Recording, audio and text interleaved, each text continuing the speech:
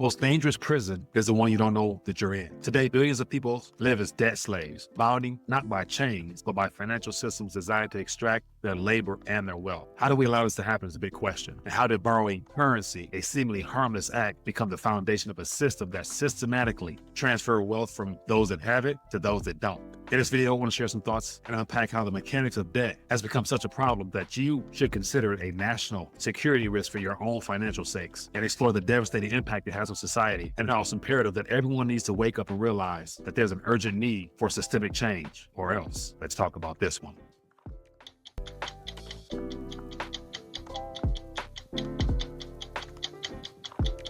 All right, so I want to take a quick minute, share some thoughts in reference to the current debt fiasco that President Trump has inherited, as well as has added to over his previous administration as well, and how some of the events that we're going to experience are unsolvable. And then again, it's not until you actually look at the numbers and see how large they are that you can understand how no matter what comes out of DC, no matter what a politician says, it is too late. The only thing that we can do is literally strategize or how we can avoid as much risk as possible before something unfortunately unfolds that will catch the majority of people by surprise.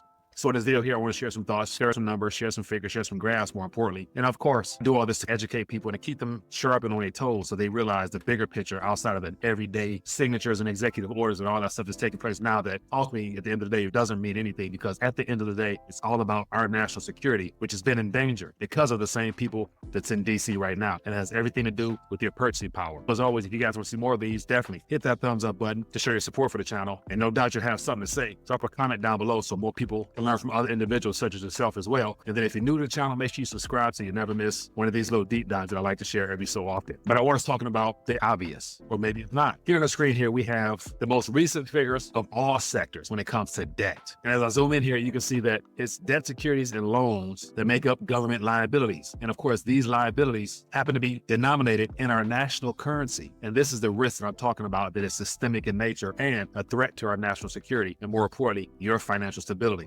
As you can see here on this chart, this graph depicts what has occurred ever since it started to remove off the zero mark, going back to 1971-ish. And we all know what happened, so I'm not going to bore you with that. But as a result of this, this is where we stand today, the diminishing of our purchasing power. So this is the visual aid minus all the presidents I typically show. But as you can see on the screen here, this is consumer price index for all urban consumer purchasing power of the consumer dollar in the U.S. city average. And so I love using these visual aids just because it does a good job of highlighting the gradual debasement, or the compounding effect of debt, and how disaster it is for everyday Americans as well as the world. And the most shocking part of all of this is that nobody really focuses on this right now. As of right now, all the euphoria is about President Trump and all the executive orders and the releasing of the JFK files and all the stuff that's supposed to come out, as if it actually has anything to do with putting more purse power back into your pockets. And that is something that's a part of this deceptive trap that's being set right now, that most people are either ignoring because they don't want to face its reality, or they just completely uninformed. Either one, you take a pick. But if you zoom into this chart here, you can see that since 1913, when the Federal Reserve was created, the Federal Reserve instrument, also known as a dollar, not the only dollar at that particular time circulating, had a valuation or a weight in comparison to this index here of over 1,000. And as you look at all the gray bars throughout the last 100+ years, which indicate the recessions, here we are now down to the point where there's not much left here. And the most concerning part is if I zoom in here, and you can see at this current moment, as of December, this past year, we're only working with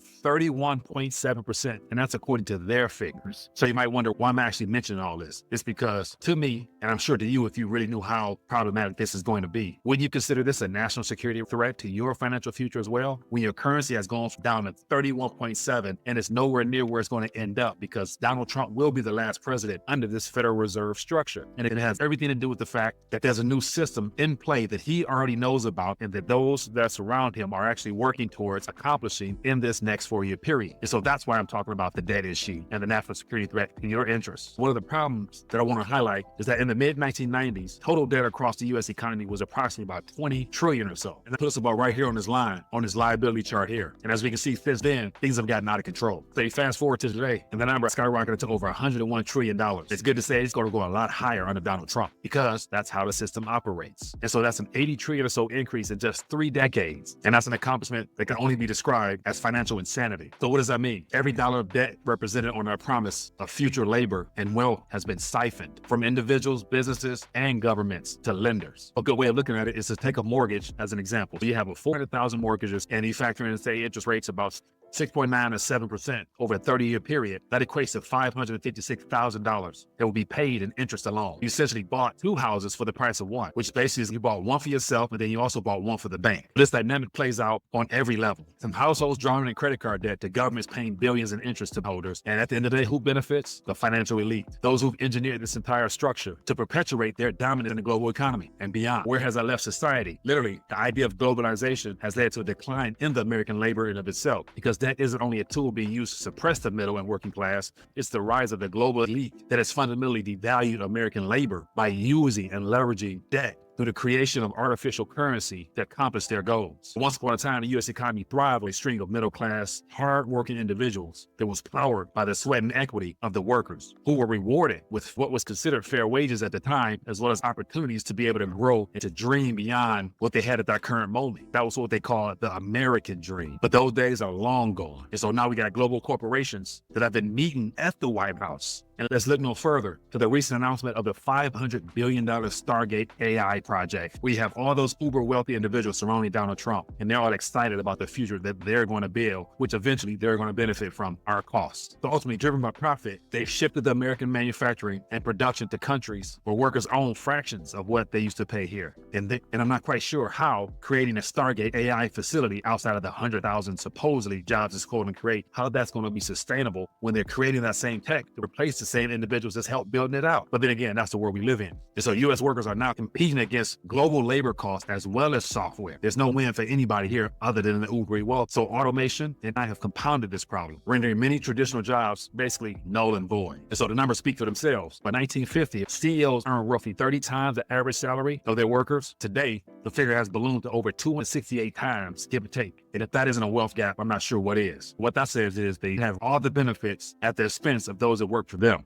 Ultimately, where to leave us. In a nutshell, a nation in decline, regardless of all the hype and hope coming out of DC right now. And the most heart-wrenching consequence of all this is the effect on the children. So currently about 60% or so of the kids live in poverty in this country. At the same time, we have the wealthiest country on the planet. And that's about 14 million or so that rely upon food stamps just to get by. And at some point, before adulthood, about 50% of those same children are expected to rely upon food assistance themselves when they become adults. You got this big wealth gap that continues to grow, where the bottom of the Americans control about 2.5% of the wealth. And then the number of millionaires have nearly tripled since 2009. And that's clearly a disparity that's resulting in hard work and ingenuity of the actual working class itself dissipating over time as all that wealth has been transferred to the top. So it's an outcome of a system that was designed to funnel wealth work from day one. And so ultimately, this current moment, something needs to give. And unfortunately, it's going to be our currency, which is the natural threat. And so clearly they know that's why they're using and getting the last remaining bit of purchasing power that they can out of the currency before it's rebranded into something else. And we all know what that's going to be. So I'm not going to touch on that. But this current moment, what needs to change is every single thing. So we can't continue to go down the same path and expect things to turn out differently. So the debt-based financial system must be reformed or else. And the American economy must prioritize workers over corporate profits. But then again, you shouldn't expect that. So what should happen is you should prioritize your own investment to yourself and your education and your productivity for humanity, because the government's not going to do nothing for you. That means ultimately, as a country, we're going to have to reject the endless push for free trade, which exploits the global market of labor, which will also shift all the manufacturing back into the hands where the labor is the cheapest. And it won't be here in America. And so we need to start demanding accountability from these financial institutions as well as the governments, because they're the ones benefiting off of government's policies. Now that we got the rise of AI and automation, this poses an existential threat to jobs and the restructuring of society in general, just because if people don't work, they'll lose their sense of purpose and meaning in the world that circulate around society and community and family. But then again, amongst all this, offers some opportunity for those who are aware and looking in between all these changes that's underway on how they can get involved wherever they can, according to their own areas of expertise. Just at the end of the day, we'll wrap this up, keep it sweet and simple.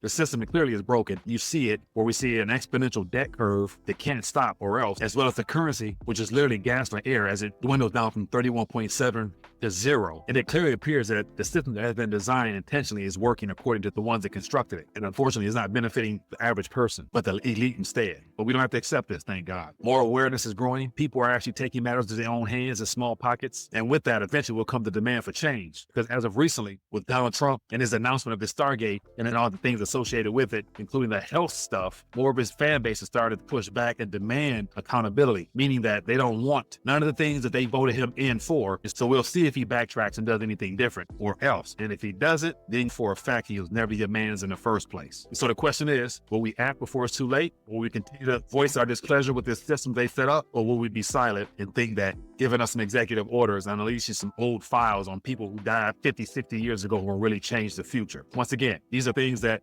people should be wondering about, and these are some questions that people need to start asking. And if they don't, oh, too bad. But as always, taking a minute, share some thoughts, put together some of the pieces of the puzzle to lay out a framework so that people can see what the real threat is, because you'll never hear the word purchasing power coming from Donald Trump or any of his colleagues around him at this current moment, because they're going to use that to their advantage, because that is the system. So in the meantime, you know what you have to do. Get your weight up, and you know how to do that. You got gold, silver, as well as other tangible assets that's meant to be wealth preservation tools. And if you need more information as to what they are, I tell you all the time, the links are in the description. And other than that, here's to hear what you think. If you found value, hit that thumbs up, drop a comment. We'd love to hear your thoughts. And I'll catch you on the next video. Peace.